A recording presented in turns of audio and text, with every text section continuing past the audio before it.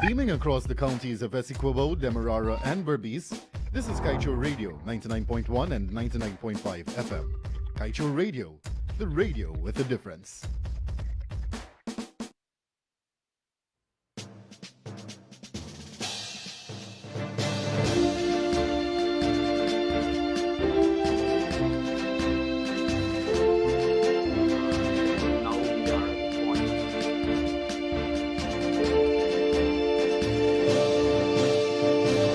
It is 19:30 in Guyana, and it is time to enter room 592 with Dr. Yog Mahadeo and senior journalist of Kaicho News, Leonard Gildari. Good evening, gentlemen. Good evening, Kevin Smith. Good evening, Joshua. And good evening to Sir Ronald Saunders. Sir, welcome to room 592. Thank you very much. And Leonard, my co-host, welcome to you, sir. Ladies and gentlemen all across Guyana, the USA, Caribbean, and wherever you're joining us from, welcome to room 592, where we unleash the truth. And as we pay careful attention to the elections and the goings on in Guyana, we must be mindful of what is happening in the rest of the world as we share our concerns with our brothers and sisters in New York, in Minneapolis, in Washington, and our support, of course, is with the right things happening. People and human rights must be heeded and adhered to.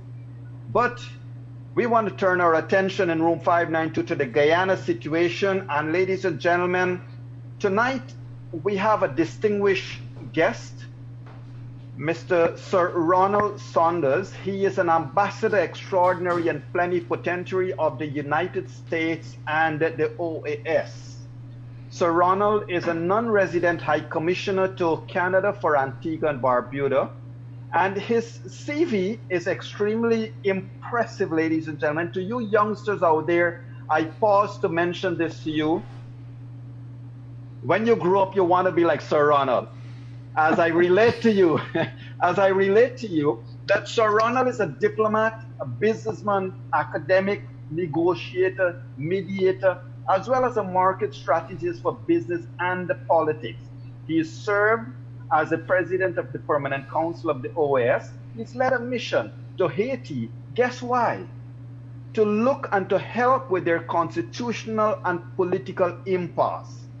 He has vast private sector involvement, and in the public sector was the chairman of the Caribbean Financial Action Task Force against drug trafficking and money laundering.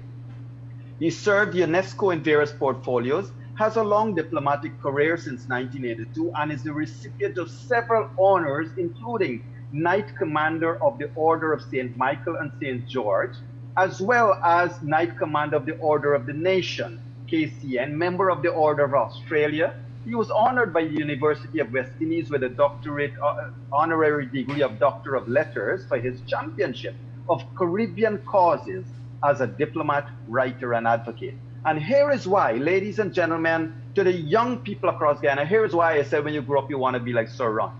He was born in Guyana. This is Guyanese. And we have a true son of the soil that we must be proud of. Guess what? Sir Ron has advised and has withstood probably pressures from as many countries and organizations as one could imagine. He was a public affairs advisor to the Burnham administration in the 1970s, managing director of the Guyana Broadcasting Service, was himself a broadcaster program director, and served as probably a master with all talents in that portfolio before he left in 1997. President of the Caribbean Broadcasting Union. And if you were following Sir Ronald's writings, you would have been well acquainted with some of the history that he would have been sharing out of his knowledge, his intimate knowledge of Guyana's history and the Guyana power brokers and those who wielded power. Sir Ron, as we say, welcome to room 592, sir. I must say you have been extremely open and transparent in your work and the expression of your thought. And I want to bring this right up to you, sir, to ask you to make some opening comments, but I want to throw this to you and the viewers out there. Viewers, this distinguished gentleman once called on the Harvard University to recognize its history and its debt to human beings enslaved in the creation of the self-same university. And to quote, he said to the university, quote, "One tangible way in which the university and Harvard Law School should show remorse and repay its debt in a small way while living up to the high ideals it proclaims is to offer scholarships to Antiguans and Barbudans on an annual basis." Sir, you have been passionate, representing the people who seek your service and, of course, representing human rights. Welcome to this room 592, sir, as I open for a few comments from you and ask you to tell us about this incident when you called out Harvard Law School. Well, thank you very much for the opportunity to appear on your program. And may I say hello to Mr. Gildari, who at one point was the recipient of my weekly commentaries, which are syndicated but published in Guyana by Kaichur News. We had a brief but very fruitful relationship before others replaced him in that capacity, and he moved on to what looks like bigger and better things. I'm not sure. So let me first of all recognize him and say hello. And again, to say that I welcome this opportunity to talk with you. If I may briefly remark on the matter of Harvard University, which you raised. Harvard University's law school, for which it was known internationally for over 2 centuries, was built. Harvard University was built on its law school for over 2 centuries, or its business school became the predominant factor in the university's existence.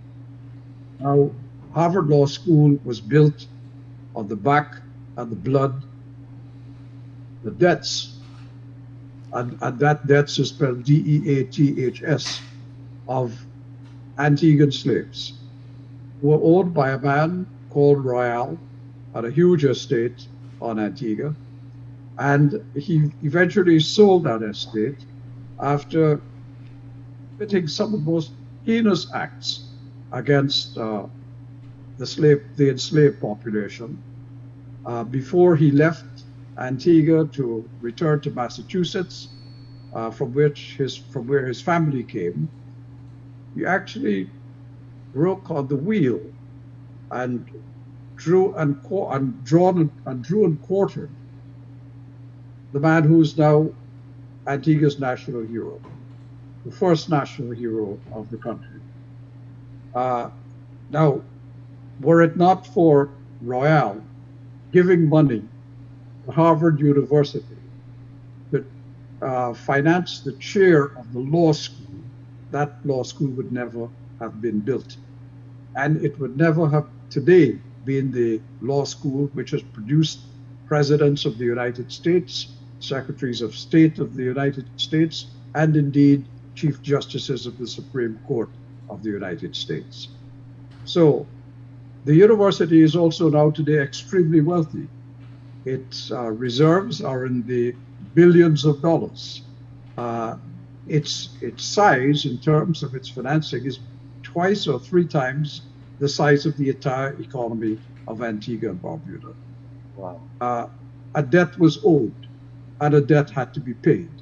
And it was on that debt that I called upon the presidency of Harvard University to do something about the 4th landed campus of the University of the West Indies, which was established in Antigua in September of last year. This is a nascent university campus. It needs building up in order to serve the hundreds of thousands of students of the Eastern Caribbean. And where better a place to start looking for the kind of financing that the university campus would need to raise up the quality and standard of life of those young people, that a place that has owed Antigua a debt for many centuries, Harvard University. Well, one of the reasons, viewers and listeners, that I've raised that is because many times, Sir Ron, many times the younger generation, we tend to lose sight of what is our history. We tend to lose sight of the sacrifices, our foreparents, and maybe more grandparents would have made. And the other thing that I feel that we lose sight of is the fact that many men like yourself and many other men and women are working hard each day to put our peoples on a pedestal.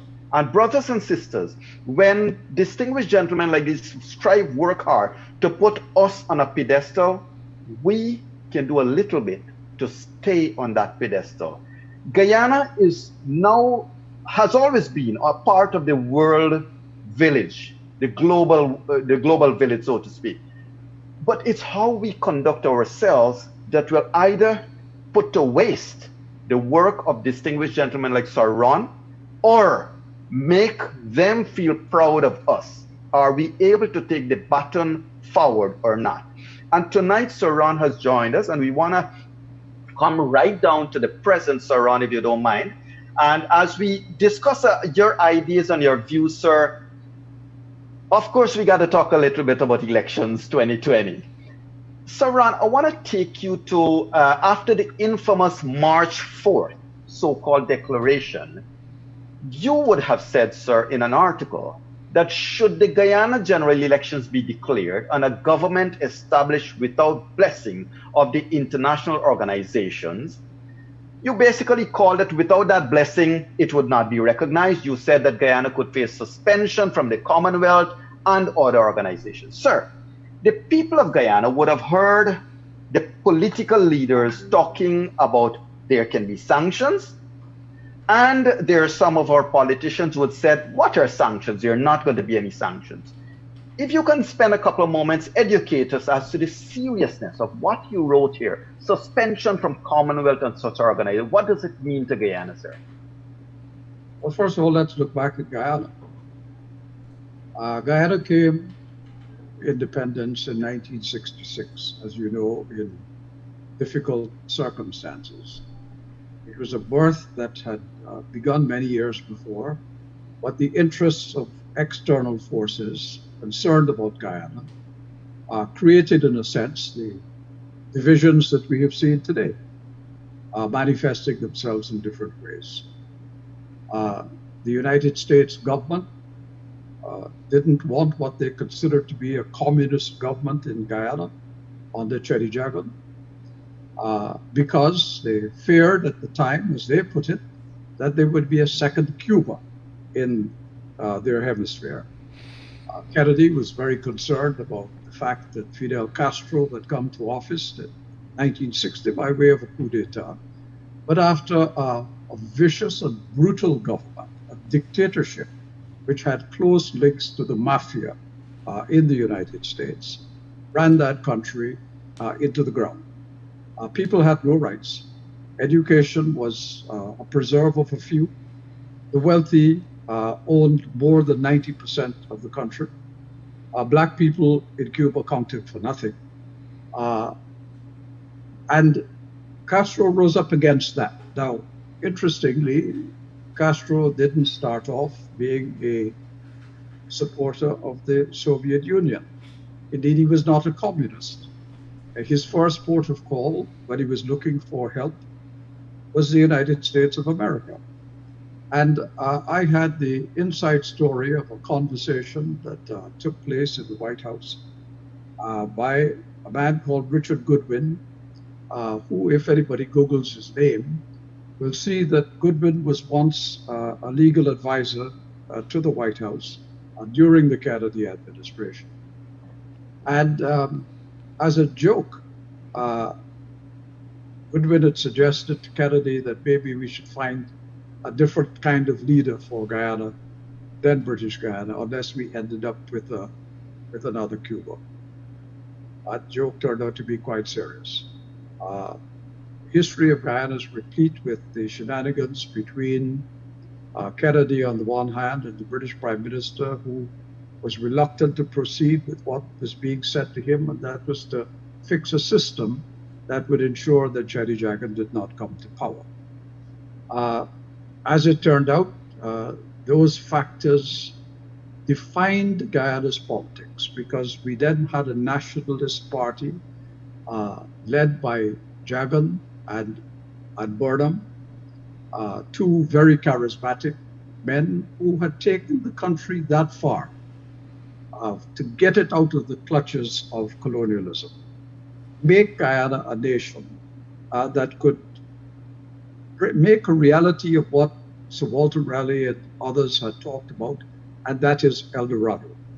Precisely, indeed, where Guyana is at the moment, on the cusp of that El Dorado, though of a different kind, this time oil, not gold. But those shenanigans from outside powers defined Guyana and Guyana's politics, and unfortunately has led to where we are. It is a matter for me of great concern and trouble that Guyana has not been able in all these years of my life to be able to overcome the racial differences which in a sense has influenced its politics. Those of us who went to school as children in Guyana, and I was certainly one of them, and I was Georgetown based, know that the people I went to school with were of all races: Black, Indian, Chinese, expatriate whites, Portuguese, the lot. And we enjoyed nothing better than going to each other's religious celebrations. If it was Eid, we went for the food.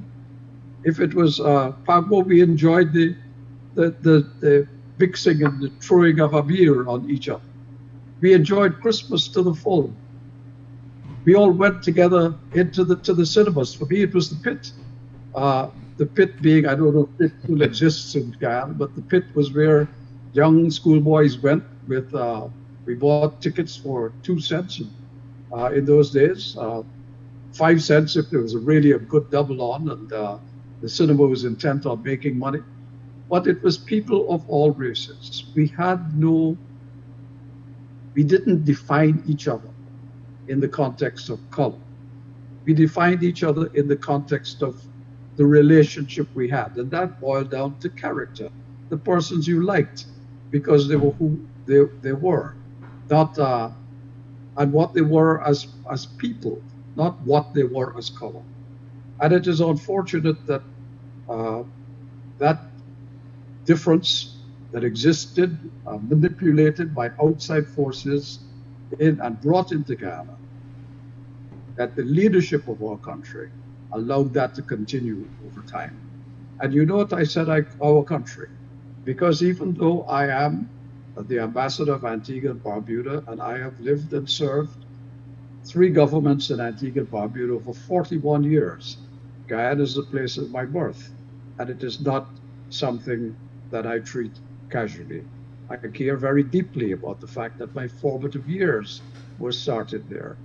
And if I am anything, it is because of those years that defined me.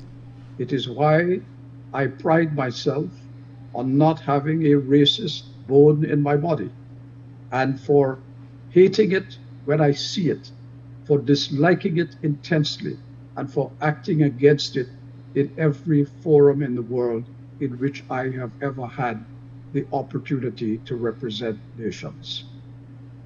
Thank you, Sir Ron. And so where we are today as a country then, it could obviously affect and upset the balance. I mean, in terms of Caricom, there's been so much work that past governments across the Caribbean countries, across Caribbean, would have worked to create such platforms like Commonwealth. Well, Commonwealth has been there for another purpose, but Caricom itself, and of course Guyana, as you mentioned, Guyana is on that admirable plateau now where we can only lift off, where we can only get better than we ever thought we could have been. But, sir, you're right to mention, if we're not careful, then we are not going to get a lift off that we all know that we can have. And that's because of us descending into things that we ought not to descend into, racial matters and politics that is race-based. Sir Ron, what's your thought with regards to, I want to come right down to this elections, if you don't mind, sir, because I think in January 2019, you wrote, and I have been following your articles, and soon after the NCM, you wrote that Guyana is in a precarious position. So consistently, Sir Ron, you have been keeping your fingers on the pulse, and you have been writing and sending your signals of how we should go forward. Unfortunately, we have not paid heed to your advice, sir. Look, Guyana is at a difficult point right now. If the current general elections are not seen by the international community, if the result of those elections are not seen by the international community to be credible, there is going to be action against those who allow that situation to take place, and worse for those who are actually involved in it. Let's look across the board at what the likely scenario will be. First of all, Guyana is a member nation of the Commonwealth. What happens in the Commonwealth if a country runs afoul of the Charter of the Commonwealth, to which every member nation of the Commonwealth says it adheres to, is that there will be a meeting of the Commonwealth Ministerial Action Group. Now, the Commonwealth Ministerial Action Group is authorized by the heads of government of the Commonwealth to look at situations in countries and to determine whether those countries have violated the Charter in a persistent way or in such an egregious way that it warrants action being taken against that country. Now, Guyana itself has been a member of the Commonwealth Ministerial Action Group in relation to other countries. And as you know, the Commonwealth has suspended Pakistan in the past. It actually suspended Pakistan twice. It suspended Zimbabwe, which remains suspended from the Commonwealth to this day. It suspended Fiji twice, again for elections and for military coups, for putting in place governments that were not elected. And if it turns out that the result of the recount that is happening in Guyana now does not produce a government that is reflective of the majority vote of that recount, then I'm afraid Guyana will go before the Commonwealth Ministerial Action, and action will be taken. Now, you may say that suspension from the Commonwealth for Guyana means nothing, that it will get on with its life in the world, but that is not true. When you are listed as a country in the world that is suspended by the Commonwealth of Nations, and remember, these are 53 countries that span the globe. They cross every continent. They are countries, the United Kingdom, Canada, India, South Africa, Kenya, Nigeria, Pakistan that I mentioned before, Singapore, Malaysia. It's a wide spectrum of countries that will look upon Guyana askance and will not treat with it in the manner that Guyana itself would like to be treated. Guyana will also lose an important voice in the Commonwealth, where on issues that matter to Guyana, it can speak to those 53 heads of government on an equal basis. So, were Guyana in the today, President Granger could talk to Boris Johnson of the United Kingdom on a one-to-one basis, equal and straight. They have an equal vote in the Commonwealth. If you are excluded from the Commonwealth, that's one of the things you're excluding yourself from. So it will make a difference. Then, in the Organization of American States, again, Guyana is likely to be raised before the Permanent Council of the Organization of American States if those election results do not produce a leadership of the country that comes out of the majority vote of that recount. And that means that Guyana risks also being suspended from the Organization of American States, but not just being suspended. The Organization of American States itself will have to determine what other action it may take at a bilateral level of its 33 member states acting against Guyana.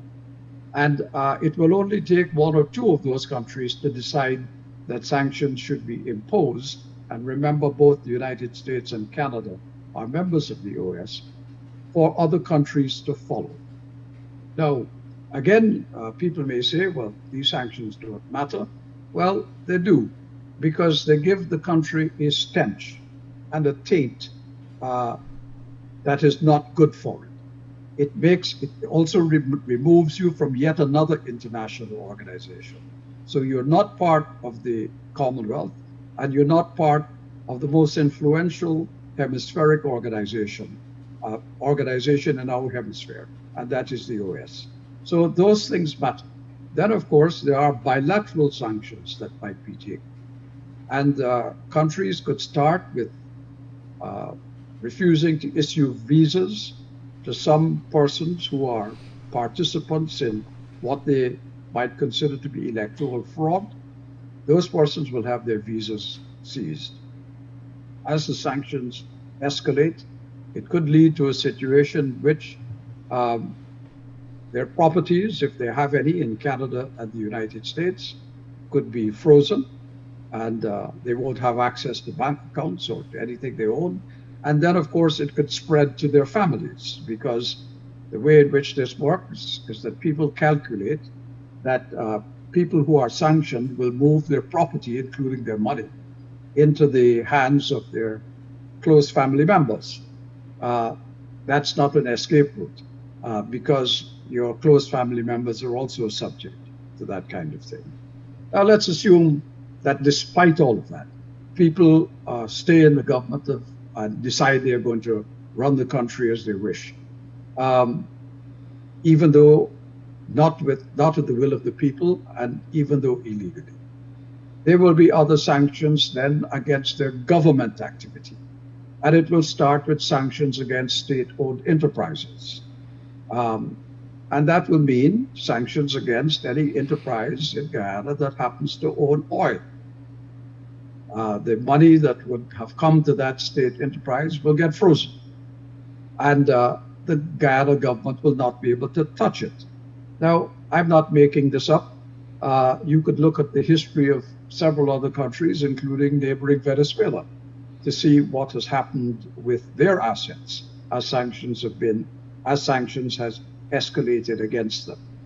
But ultimately, you're a pariah state. Functioning in international community as a pariah state means you have no access to anybody of any influence. People look at you as if you are tainted. What kind of respect does that bring to the country? And indeed, what kind of respect and regard does it bring to the persons who are parading in that fashion? So, in a nutshell, if I were to give anybody any advice, I would say, make sure that Guyana and you do not end up in a situation in which sanctions are applied to you or against you by international organizations or by powerful bilateral governments, because that's not a battle you can win. Thank you, sir. Let's go over to Mr. Leonard Gildari. Leonard? Yeah, thank you very much, Sir Ron, and I'm so glad to see you. I was a little grieved by Dr. Yog Mahadeo not playing up a little more your foray into journalism and your broadcasting experience here. I would have been a little more happy had he done that, because I was just looking at the picture, I think last week. Saw Ron Sanders, General Manager, Terry Holder, Vivian Harrison, Matthew Allen, Pancho Caru. I think the younger folks might not know them, but they were very popular broadcasters. And standing next to them was Sir Ron Sanders. You weren't Sir back in those days, but very nice picture. Everybody with a glass in their hands. Very happy times. But sir, I want to bring your attention to the Caribbean and Guyana. And so we see Suriname last week had an elections. We would have seen St. Kitts also and Nevis. they would have also blocked or reportedly blocked the entry of OAS, stating the COVID-19 situation here. I want to ask you whether there's a fear within the region that maybe what is happening in Guyana could spread. Well, I think it's not a fear that it will spread. I think what's happening in the region is that what has happened in Guyana, nobody wants to see repeated. That's the important thing. Because the Caricom has committed itself to a charter of civil rights. I know it's not a charter that most people know exists, but it does exist. And it is a charter that was signed onto by all the governments of Caricom, including Guyana, and also by the private sector and other sectors of society in each of our countries. Now, it sets out some very clear things. One of the things that it sets out is that we believe as a group in democracy, and we believe in free and fair elections. But more than that, we demand that there be free and fair elections, and that those free and fair elections reflect the will of the majority of the people who form a government. We also don't accept that anybody has the right to rule a country at the point of a gun or by the use of the military, and that people must be given free expression at general elections, at the ballot box, to express their political viewpoint in terms of which party they wish to be the government for the next 5 years. Those are the things to which we are all committed. What has happened in Guyana has, of course, happened in Guyana before. Guyana has been a perennial problem for Caricom. More than any other nation in the whole of the region, Guyana has been a problem for Caricom. Caricom sent a group down before to sort out one general election, which resulted in the Herdman's Accord, as you will recall. Mm-hmm. 5 prime ministers went to Guyana immediately after the March 2nd election to try to ensure that what came out of the election was something that everybody found palatable, that it reflected the will of the people. As Mia Motley, the Prime Minister of Barbados, said, as chairman of Caricom, every vote must be counted and every vote must count. But count to do what? Count to put in office a government that the majority of the people of Guyana elected for 5 years. If they are fed up with them after 5 years, if they found that they couldn't perform, if they found that they did things that were not right, very simple way of getting rid of them, just vote them out. That's what happens in other CARICOM countries. And that thing is extremely dear to the Caribbean. But we go a little further now. CARICOM has been saying to organizations like the Organization of American States and others that issues within our region can be solved within our region by we ourselves. And CARICOM has put itself in the forefront of what is happening in Guyana. Therefore, CARICOM has a stake in the outcome of what happens in Guyana. If we do not end up in Guyana with a credible election result, CARICOM itself will have to decide what it does about Guyana. Because CARICOM cannot have suspended Guyana from the Commonwealth as a member of the Commonwealth, because remember, there are 12 CARICOM countries that are also members of the Commonwealth. There are 14 CARICOM countries that are also members of the Organization of American States. If these two bodies in which the CARICOM participates takes action against a government in Guyana that has not been properly and credibly elected, CARICOM will have to do the same thing. But what does that mean? CARICOM suspend Guyana and keep the headquarters of CARICOM in Turkine? I doubt that very much. It would mean an upheaval in all of the arrangements. Now, it can be done, but what will happen as a result of it is that CARICOM will regard Guyana as a pariah as well. Now, is that the destiny Guyana wants? Is that the future that our young people should look forward to? I think not. Guyana has always been a leader in international affairs in the Caribbean. Guyana has always been a leader in Caribbean affairs. Remember, the idea of Caricom emerged out of the head of Lyndon Forbes Sampson Burnham in the wake of the West Indian Federation, which had collapsed in 1962, and of which Guyana was not a part. Yet he joined with Barrow, the then Prime Minister of Barbados, and V.C. Byrd, the then Premier of Antigua, in casting a pebble into the Caribbean Sea. That pebble was Carifta. 3 countries eventually led to Carifta with 12 countries, and now to Caricom with 15. Now, those were Guyana ideas. Those were things Guyana worked for. The African Caribbean and Pacific Movement, the ACP group, born in Guyana in 1972.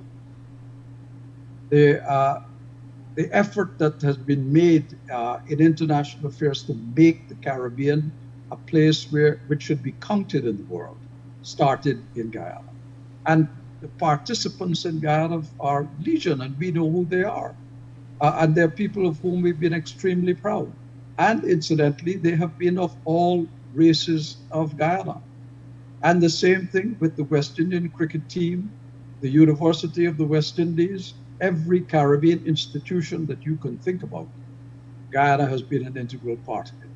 Even the Caribbean Court of Justice, the only woman who's ever served as a judge on that court was from Guyana. That's the kind of quality and distinction that Guyana has always had. That's the currency that Guyana's had in the world. It is hard currency. It is valued currency. Why would Guyana want to throw that away or allow anybody to allow Guyana to be in that position? There is no need for it. Hopefully this recount will be respected by all of the parties, and whichever party comes out as the winner of that recount should be adjudged the government of the country. That is what the international community expects, and I hope that is what will happen. Thank you very much. Yog? Yes. Thank you, Sir Ron. Sir Ronald, you mentioned that, yes, indeed, Guyana would have been a concern to the leaders across the region for a number of things. Undeniably, Guyana's vast economic potential has continued to probably be one of the main attractions for the entire Caribbean. I mean, we have cast aside our ability to be the breadbasket of the Caribbean, which would have started way back during your time. We have put that aside. Expediency oil took over, and now with oil even, we do stand the unique opportunity of being a leader in CARICOM. Sir, your take on the economic spin now, because if Guyana doesn't get this election right, it's not just the sanctions, but we are literally going to kill all of our economic opportunities, aren't we? Yes, absolutely. And let me just say something else in relation to Guyana and CARICOM. You say quite rightly that Guyana would be a great economic opportunity for the region. And in many ways, it's not just economic. Guyana holds many possibilities for the region in other ways. But I will remind you of this. In the days when Guyana's economy was in the doldrums, in the days when people could not scratch a living together in the country, in the days when refugees from Guyana were literally that, refugees, people leaving the country with $5 in their pocket, not because they only had $5, but because $5 is all they were allowed to take. In those times, it was the Caribbean that became the home of Guyanese. I would remind you that Antigua, the Antiguan population is the size it is because almost half of it is people from Guyana. And incidentally, people of all races from Guyana. And if you go to Barbados, you will find a sizable number of Guyanese. If you go to Trinidad and Tobago, you will find a sizable number of Guyanese. Almost every place to which you go in the region, Guyanese are there. So Guyanese mix with these communities. There was a time, incidentally, when Vincentians and the St. Lucians came to Guyana to settle. And they worked agriculture along the Linden Highway and into that area. At one point, when people began to leave Guyana in droves, many of their children who were born in Guyana went back to St. Lucia and St. Vincent. Today, you can walk down, you can go into the markets in St. Lucia and St. Vincent, and you will see a St. Lucian and a St. Vincentian, but they talk with Guyanese accents. And they talk with Guyanese accents because their parents are Guyanese, or they themselves were born in Guyana. So the linkages between Caricom and Guyana are real, and they go back a very long way. There are links of blood, there are links of people today. The children and grandchildren of Guyanese are nationals of other countries in the region. Now, Guyana is still has the potential for being the breadbasket of the region. Still has the potential. Guyana is a net exporter of food. You produce more food than you can eat. I've seen myself, I've witnessed food being thrown away in Guyana, when there are countries in the Caribbean that have to import that food from as far away as the United States. And Guyana could be supplying that food.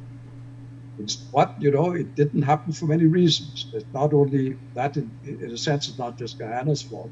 It's the region's fault because we did not have or tried to develop the shipping, the refrigerated shipping that could take food from Guyana into other parts of the region. But since Guyana was the country producing that food, it was a greater obligation upon Guyana to try to get the food into the Caribbean.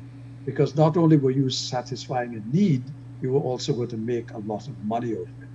The Caribbean region today imports over $5 billion of food. $5 billion. Even if Guyana had a fifth of that market, it was $1 billion US that could come to Guyana, given the right circumstances.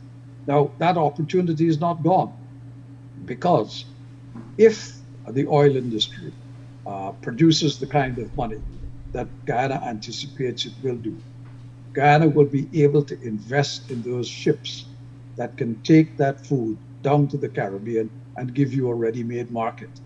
It will also bring down the price of food to the Caribbean, and it will give the Caribbean greater food security, because the food is coming from one of their own countries and not from a country that could cut off supplies at any time it wished to do so.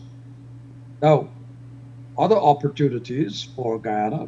Guyana will have more money, given the size of its population, than frankly it can spend. Even if it wished to build a school in every village and a hospital in every major city, Guyana will not have the absorptive capacity to spend the amount of money that it can earn from oil, which means it should be investing that money in other forms of return, because at some point oil is going to run out, as Trinidad and Tobago has discovered. So you make arrangements for the future. That's why there's a heritage fund, but it's also why you should invest in other parts of the Caribbean in things that could pay you money down the road. Invest in tourism in countries in the Caribbean, for instance. Invest in other aspects of the Caribbean economies that will make Guyana have several arrows to its bow. It will give you a wider arsenal. All of these things are opportunities for Guyana. Now, what are the opportunities for Caricom? Caricom is going to be plagued, as time goes on, by the ravages of climate change. We've seen it happen already.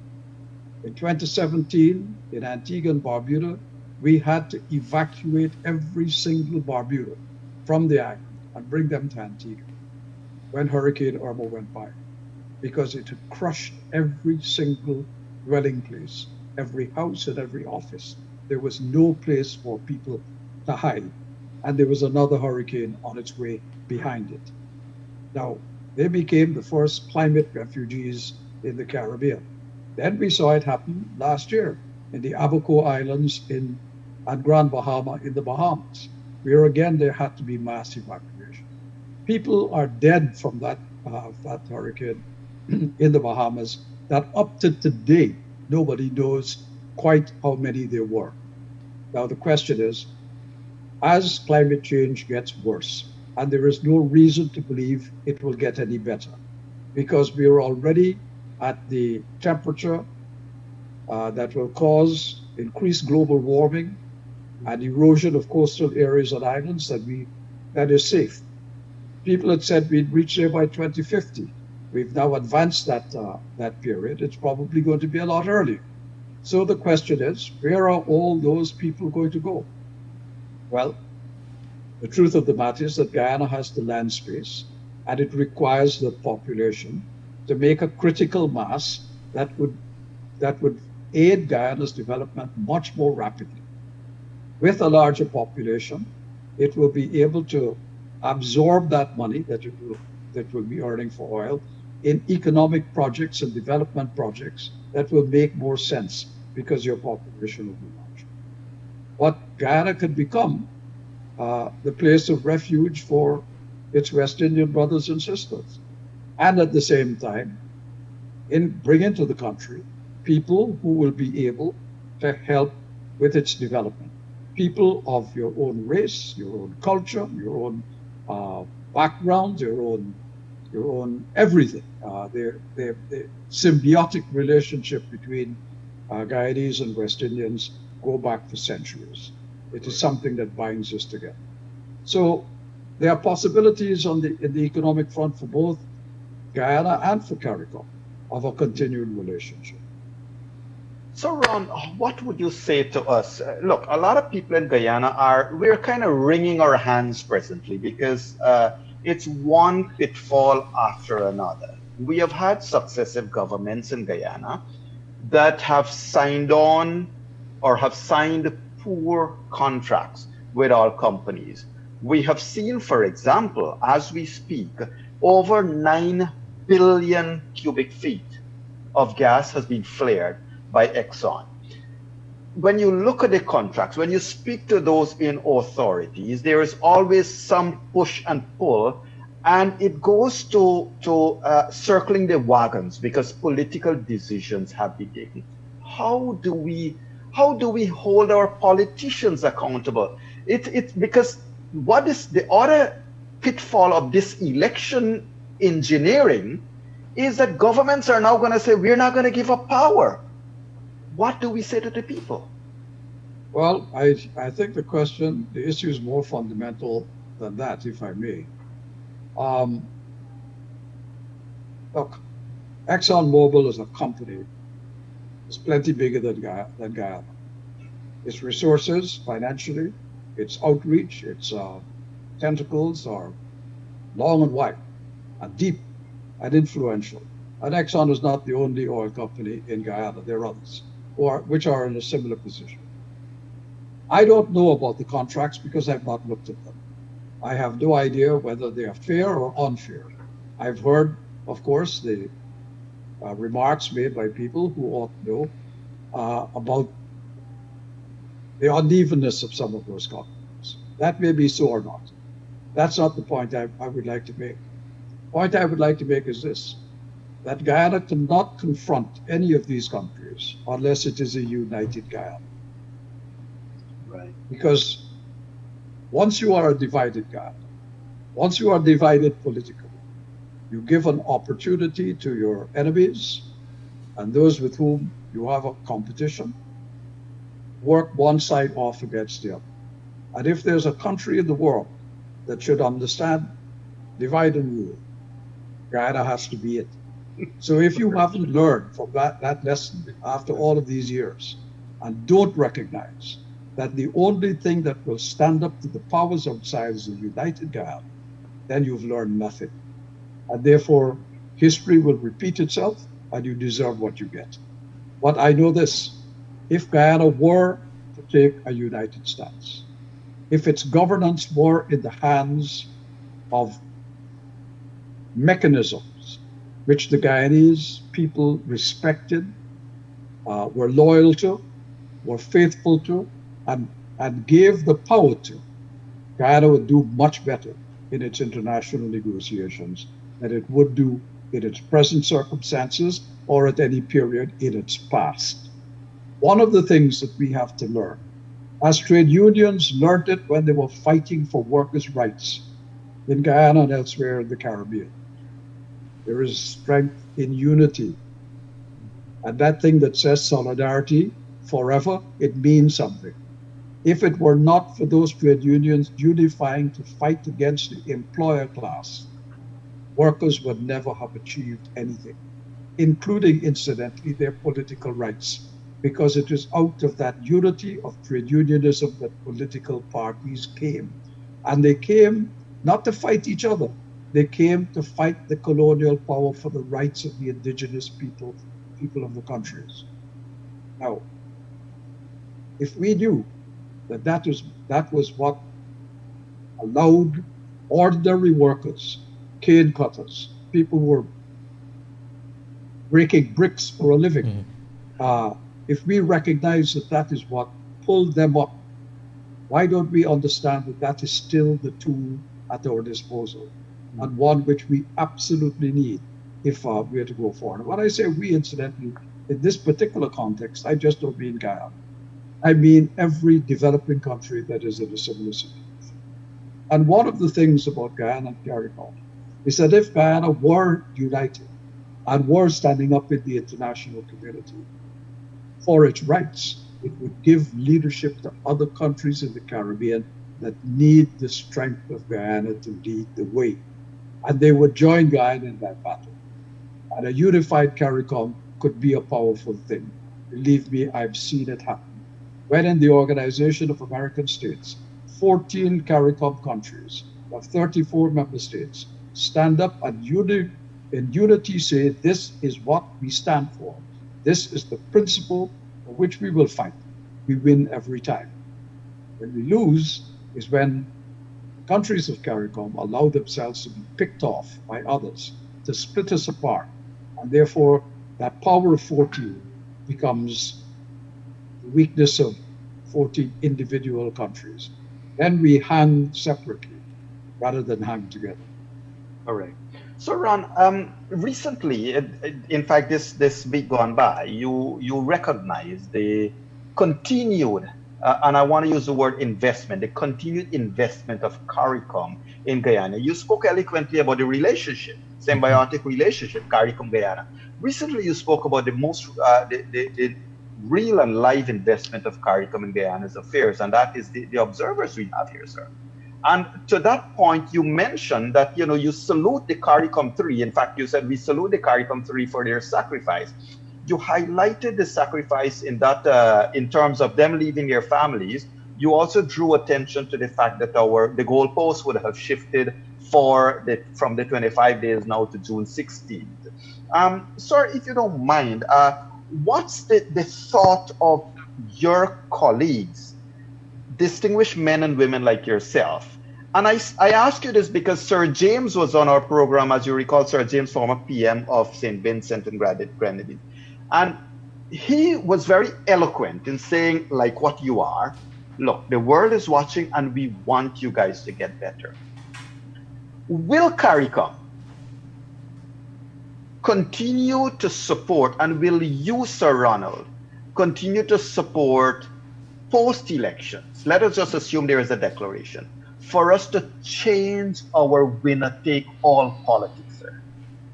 Well, that winner-take-all policies needs to be changed in order to Guyana. When you look at elections, because of Guyana's relationship of race to politics, the tribalism for you tends to be in Indian and black terms. But the rest of the Caribbean is no different, except that there's a difference that there is not color, but it's the same tribalism. The same winner-take-all happens in St. Kitts Nevis, in Antigua, Barbuda, in Jamaica, in Barbados. It happens everywhere. because that's the nature of the parliamentary system that we all inherited at independence from the United Kingdom.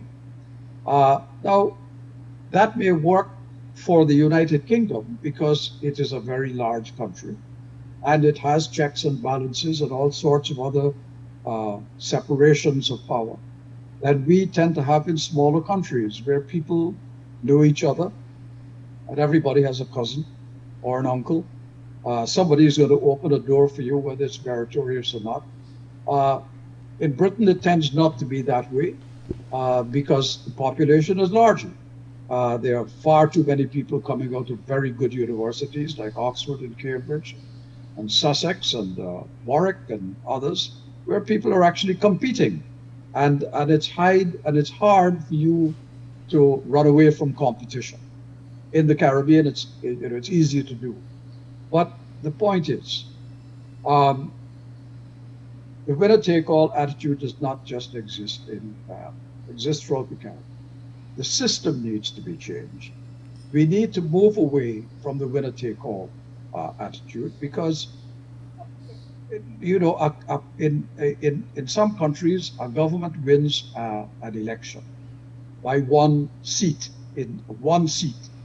and then we go through all kinds of shenanigans to make sure that that one seat does not cross the floor, does not have the ability to do it, even though the person who was elected differently in Guyana because you have proportional representation, but in other parts of the Caribbean is still a constituency-based representative democracy, where there is somebody standing in the constituency to be elected.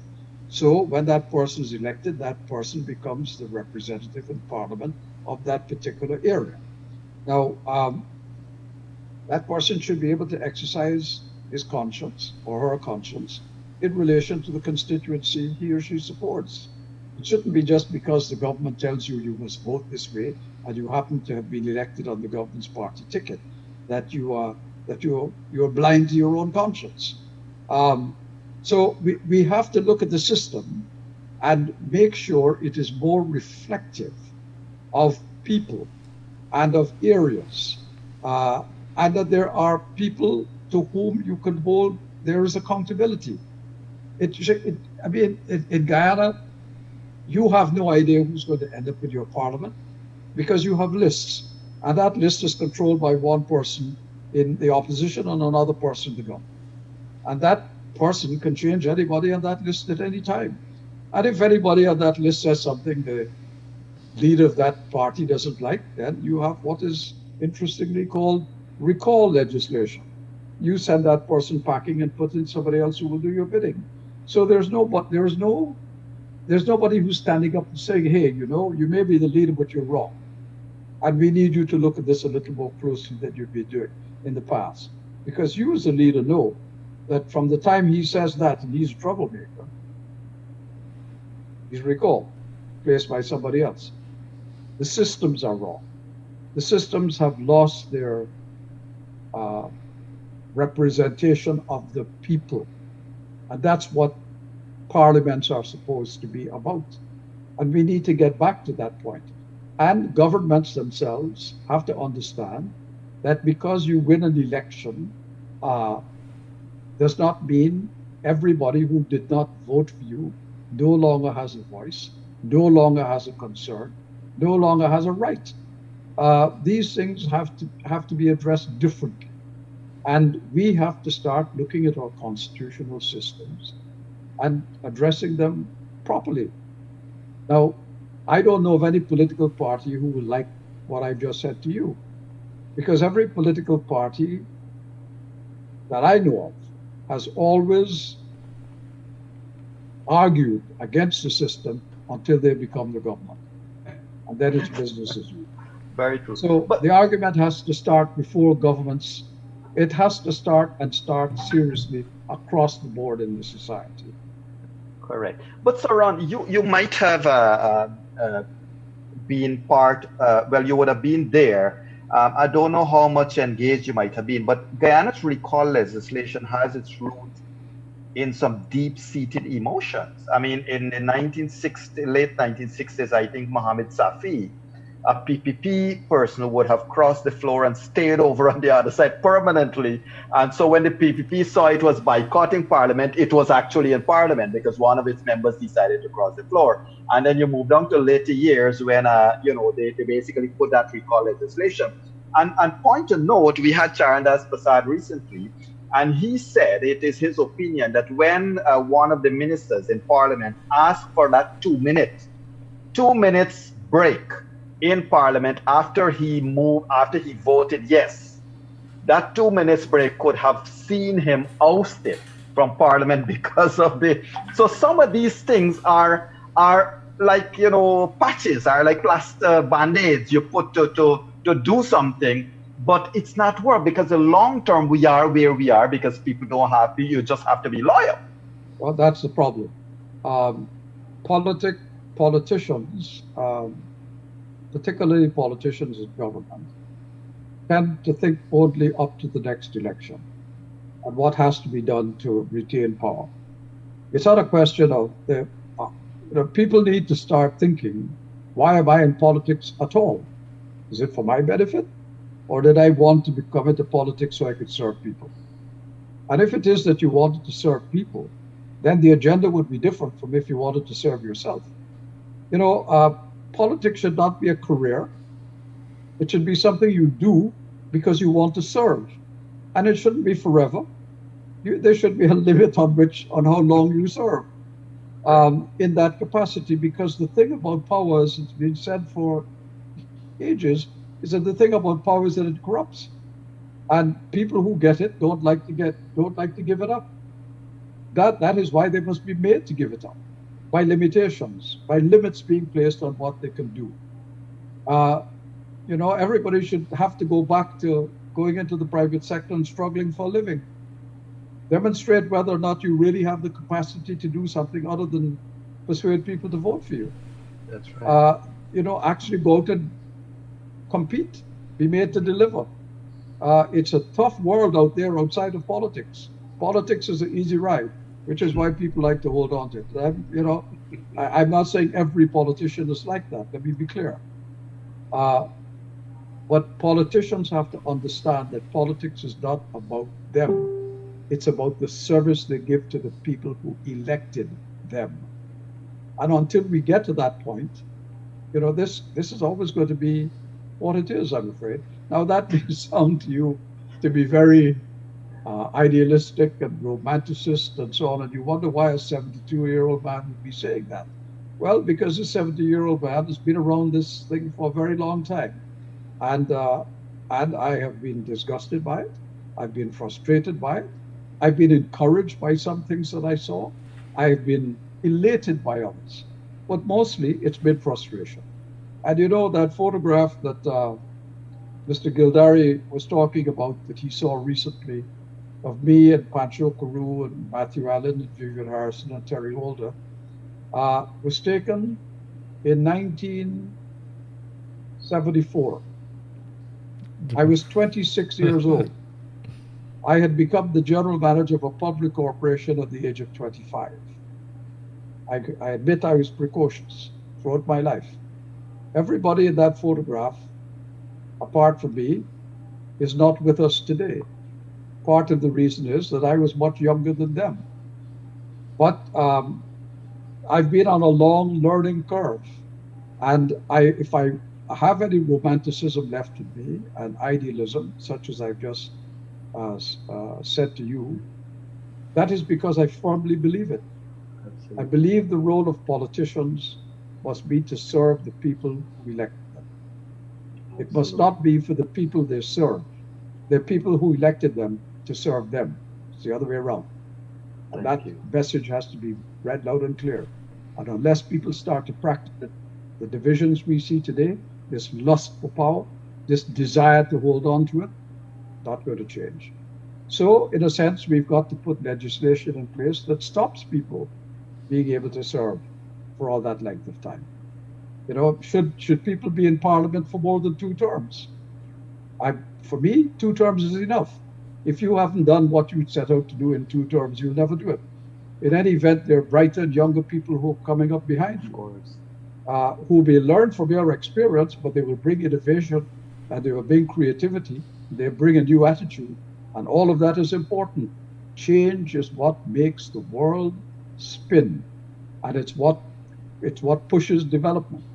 Without change, we will stagnate. We'll be paralyzed. We'll just be nothing. We'll be like pigs caught in the mud. So that is why limitations on political power must also be in our constitutions, frankly, not just in Guyana, but across the board in the Caribbean. Correct. Leonard? Yes, thank you very much. Along the same theme, Sir Ron, on the issue of change, our people has been voting race for a very, very long time, and I want to ask you, sir, what is needed for people to start voting issues and not race? Well, part of the thing has to start with the political parties themselves. Political parties, if I were to ask you, what's the ideological difference between the PPP and the APNU AFC? Is there an ideological difference? Is one communist? Is one capitalist? Does one believe more in the private sector than the other? Is one more pragmatic? Is one more practical? I mean, what's the ideology? What is it about these two parties? If I were a young person trying to think, well, I'd like to make a contribution through politics. So let me figure which of these two parties is more akin with my own thinking. What do I look for in these parties? What do they tell me they stand for? What's the ideology that I'm voting for? What can I expect? Are you private sector based? Are you in favor of no income taxes? Do you believe the private sector is the engine of development, or do you believe government must intervene? I mean, what is it? If anybody could tell me what the difference is between these two parties right now, I might be able to say to you, that's a basis for moving away from race politics. But the truth of the matter, I suspect it has nothing to do with ideology, nothing to do with a different position on how a country should develop. It has to do with only one thing, and that is the idea that one party represents one race and another party represents another. Now, what clearly has to happen is that people have to stop thinking that political parties serve them best on the basis of race, because they don't. Political parties will only serve you well when you are in command of what the political parties do. The political parties are not your bosses. You are not their servants. It's the other way around. And that's the lesson we all have to learn. Hopefully, young people must learn it, because if they're the basis for change, by saying if your party is based on race, that's not a reason for me to vote for you. If your party stands for something else, if it stands for what money you're going to put into education, whether you think looking after old people after they reach the age of 65 is important in our society, or they should be discarded, whether you think women should play a greater role in our society, whether they should be paid equally with men, whether homosexuality has a place in our society. All of those are issues that should be issues that determine where a political party stands. But I defy anybody to tell me that the PPP or the APNU AFC or the PNC behind all of that have any particular difference in the way in which they approach these questions, which for me would be the only reason I could vote for either one of them, but certainly wouldn't be voting for them on the basis of race.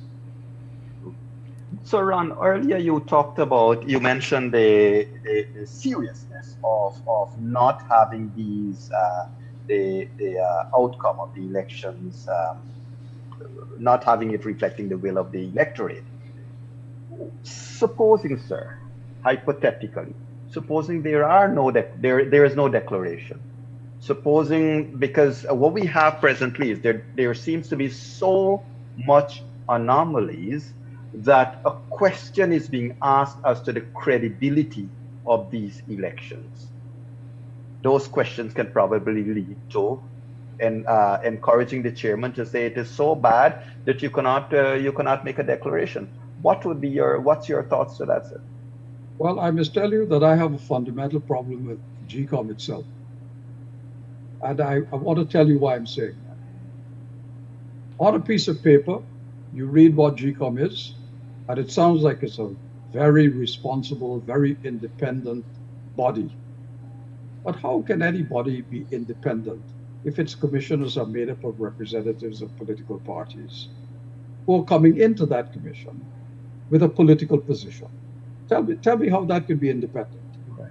And then if you have a chairman whose role is not simply to be the chair and to be a deciding vote in the instance of independent commissioners not being able to agree. And let us go back to what I'm just saying. You can't have an independent body made up of politicians serving the interests of a political party. By its very definition, that's not an independent body. So I have a fundamental problem with the way GCOM is structured. And if I were to be asked, what would you set up in its place? I'd say something in which political parties don't have a role. That the GCOM, the things that sets up the electoral machinery for the country, must be put in the hands of sectoral representatives of the country.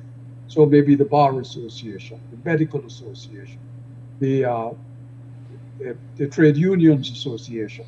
Political parties may have a nominating capacity too, because they represent something, ostensibly the people who belong to their parties, but not exclusively. There shouldn't be a matter between the president and the leader of the opposition to determine who the chairman should be, and then what members should be on it, because they appoint them. It must be a truly independent body, independent of the politicians. Political parties could have a say in it, but not the sole say. And then you have an independent body. Then what that independent body does, people may have a little more confidence in and may trust a little more than they do now. But what you are having at GCOM at the moment is a fight between the political parties. It's the same power struggle going on. Absolutely. Exactly the same power struggle going on. It can never be independent. I hope that despite all of that, this recount process in which Caricom has invested an awful lot of energy, time, and money, and in which 3 people have sacrificed so far, I don't know what, 20-something days of their lives in conditions that I would challenge anybody to want to go and do. You go to a different country. You wake up in the morning in a hotel that has nobody in it except you. It doesn't have a restaurant, so you can't even you can't go to a restaurant and have a meal. You can't have a drink. You go off for the entire day of your life, sitting, watching people counting, and then you go home to an empty hotel, which still doesn't have a restaurant, no bar, and more than that, there's a curfew. You can't even go out of the hotel to someplace because there's no place open. And you live that life under that stressful situation and with people who are hostile to you every day because they don't think you should be there observing anything, even though you were invited to do the observation. And incidentally, those people are volunteers. Nobody compelled them to go. They weren't pressured to. They volunteered. And why did they volunteer? They volunteered because they believe that elections should be free and fair, and that the result of the election should be the determination of the will of the people. Oh, that's right. I say all of that to say that there's fundamental change needed everywhere. And GCOM is certainly amongst the places that needs fundamental change. Thank you, sir. And indeed, I mean, let me say on behalf of our viewers and listeners and readers, tomorrow newspaper and yesterday's and so forth, indeed, we owe, our gratitude to, we share your sentiments, sir, and our gratitude to Caricom and the Observer team there. That is no easy task. And Leonard, those 3 persons are there. Now, remember, the political parties would change their reps, but these 3 persons are there day after day. So, Ron, what would you say? Given all of this turmoil, given everything that's happening presently, given this 88, 89 days that we have, and it will be 106 by the time we are finished, what would you say to the next government, sir? Well, the next government, I would say, first of all, understand you're a government of the people of Guyana, all of them. Whatever race they may be, whatever class they may be, whatever part of the country they live in, you are the government of those people. Try your best to reflect the will of those people, their ambitions, their aspirations, their desires. And you can boil those things down very easily. Not much. What do people want? They want a decent wage. They want to be able to pay their way in the world. They want to own a piece of land. They want to have a house on which they could live in that land. They want to have their children go to schools and have decent schooling. And they want their children to be able to educate it so they could compete, not just in Guyana, but in the world. They want one day to be able to say, look at what we Guyanese have achieved. Look at these monuments we have that stand for something, that show who we are as a people. And they want, when they don't want their rights to be brutalized and abused. They don't want them taken away from them. They want to celebrate them. If you look at, I'm in Washington, D.C., and I watched Washington, D.C. today, and it was tragic. I could not believe that this was the United States. This could have been Tiananmen Square in China. It could have been Hong Kong a few weeks ago. It could have been what they used to call the Arab Spring.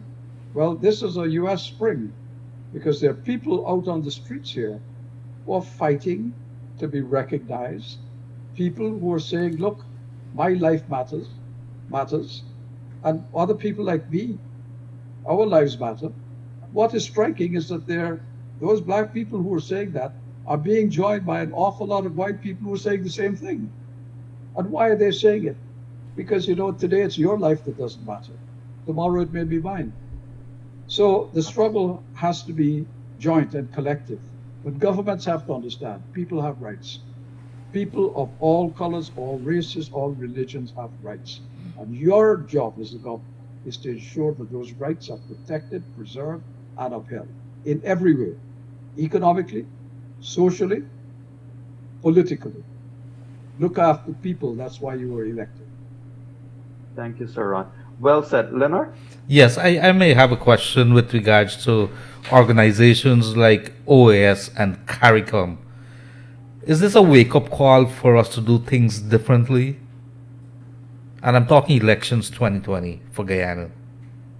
Or who to do things differently? That is Caricom and the OAS. I want to hear your thoughts on that.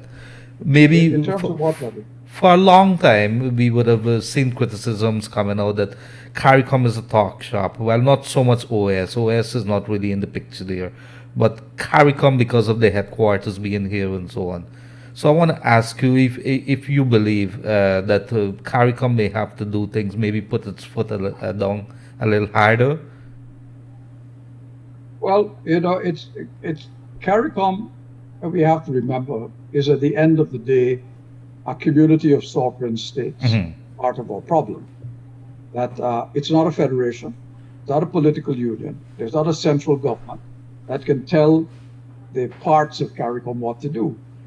Because it is a community of sovereign states, each country is sovereign and has the right to do what it wants to do. What the integration movement was intended to do, Leonard, was to cause each country to take a piece of its sovereignty and pool it with the others to make their joint sovereignty stronger. That's what it's meant to do.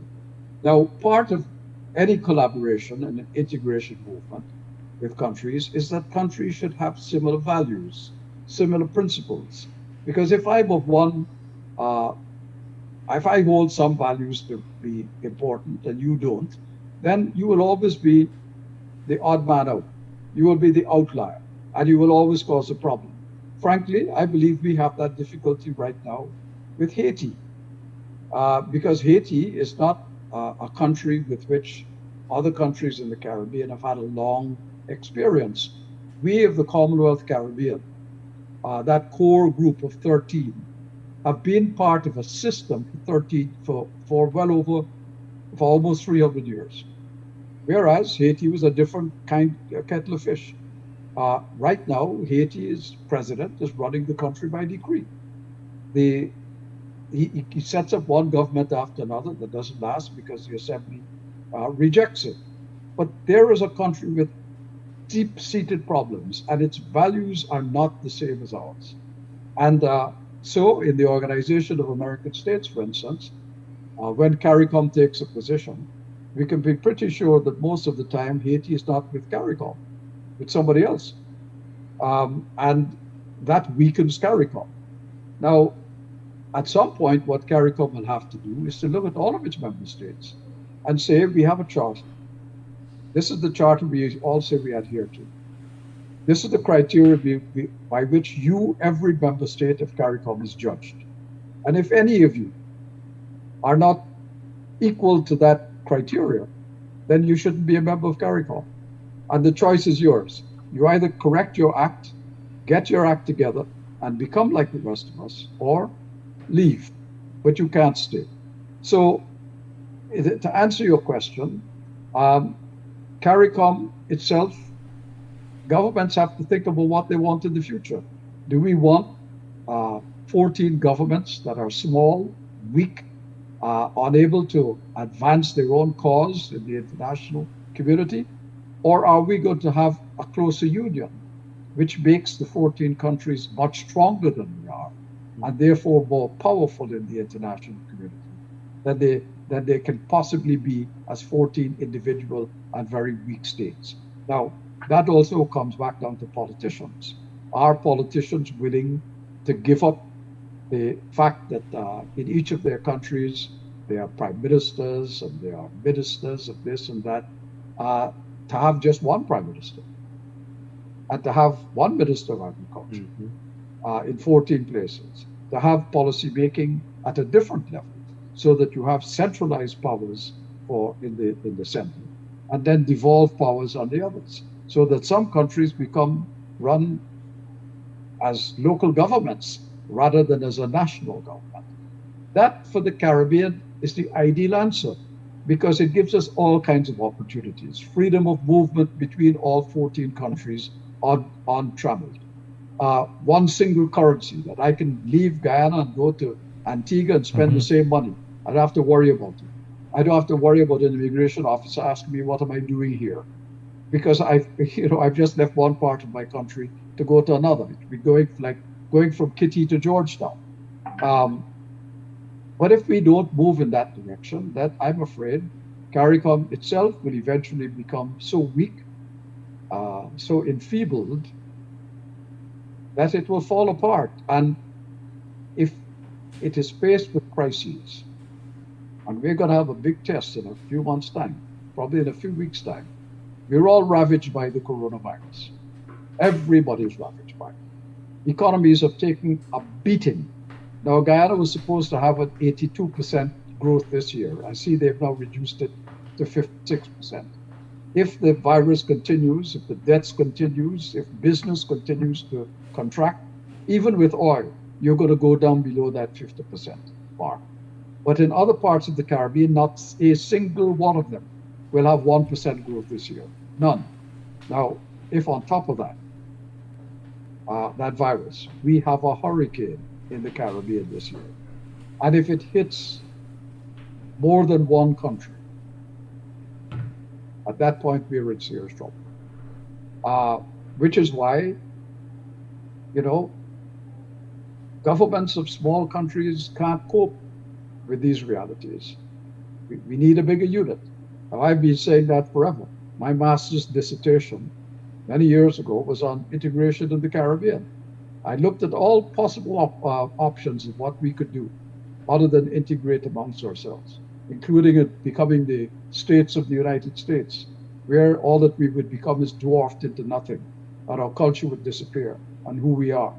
I looked at the same relationship with Canada and came to the same conclusion. I knew we could possibly have no relationship other than that of neighborliness with the Latin Americans, because they have no regard for us. And of course, they speak a different language. Their culture is different. Everything is different. We couldn't possibly have continued to maintain a colonial relationship with the United Kingdom. So where were we to go? The only place we could go is amongst ourselves to build something bigger and better, a more perfect union than we have. I still believe that is the Caribbean's future and its salvation, including Guyana's. But that may be a long time coming, and I'll probably be dead and gone before it happens, if it happens. I sincerely hope it does. It's something I've worked for all my life, and that I will continue to do. But I know that institutions like Caricom do have that are to look at themselves more closely. But that again comes back to the politicians in the national units. How much are they willing to give? How much sovereignty are they willing to concede? How much power are they themselves willing to give up? Right. Even though that power that they have, they only exercise it against one set of people, you know. You know who those people are? Their own. So true. So, Ronald, we are coming now to program time, and I think all of Guyana and our brothers and Guyanese overseas are better off tonight after this chat with you, sir. I do wish we could have another chat with you sometime after these elections because it's interesting. I'm intrigued by your thoughts on the Caribbean integration, and I would have loved to talk a little bit about your thoughts on common currency, common passports, and all of that. Because we have to look at building the future. But sir, it's been very interesting to gather your thinking and share them with us here tonight with regards to these elections, especially because that's what's consuming this entire nation. So Ron, your final thoughts, sir. Well, I'd like to thank you for the opportunity to speak with you and with Leonard, and through you with the people who have watched and listened to this. Nothing I've said to you tonight is not something I sincerely believe. Incidentally, I believe in God because I believe in Guyanese. I looked the other day, I got the other day chronicles of the Queen's College School magazine and the lictor, going back to 1920 something up until the present day. And if you go through those lictors and those magazines, my brother, for instance, edited it between the years of 1953 and 1955. I looked at what he and others were writing, and I looked at who were his contemporaries, who was coming into the into this Queen's College as he was leaving.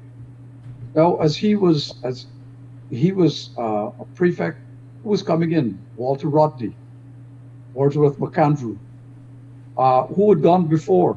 Fred Wills, Sonny Ramphal, people whose names maybe don't mean a lot to people in Guyana today. But you know, at Queen's College, there was a time on a board, on a shield, listed all of the names of every person from Queen's College who had won the Guyana Scholarship. Every boy coming into that school wanted to see his name up on that board one day. And if not on that board, at least mentioned in the Queen's College magazine as somebody who had achieved something. If you go through that magazine, you look at those names and you see where they went to in the world, what they achieved. And it tells you that Guyanese have a fantastic capacity. It didn't matter what race they were. The names there are Hughes and Chinaloy and Trinilal, Ramphal, Singh, Prasad, Wills. One of the magazines I looked at that my brother edited, man who was the cricket captain, eventually became a commissioner of police in Guyana. And why his name escapes me right now, I don't know, even though I can see his face. But the point is, we produced fantastic people who even today are still making a contribution in many parts of the world. You go to Johns Hopkins University, you will find cancer specialists born in Guyana. If you go to hospitals in Canada on the front line of fighting COVID right now, are either Guyanese or children of Guyanese. Right. I have a cousin, much younger than me, who's one of them. Guyana has produced fantastic people. Therefore, it has fantastic people. And it has all the potential for making a nation that is meaningful in the world. It has one single obstacle to overcome, and that is the foolishness of race. Did you hear what I said? The foolishness of race, because that's all it is. Indeed, indeed.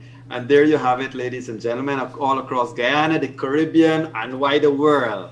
Sir Ronald Saunders sharing with us his thoughts about these elections, politics, and of course, our wonderful future if we can be a united Guyana. Sir Ronald, thank you so very much. It's been a privilege to have you here, sir, and we look forward for another such experience. Well, thank you very much. Thank you very much. I've enjoyed the conversation with you both. Thanks very much.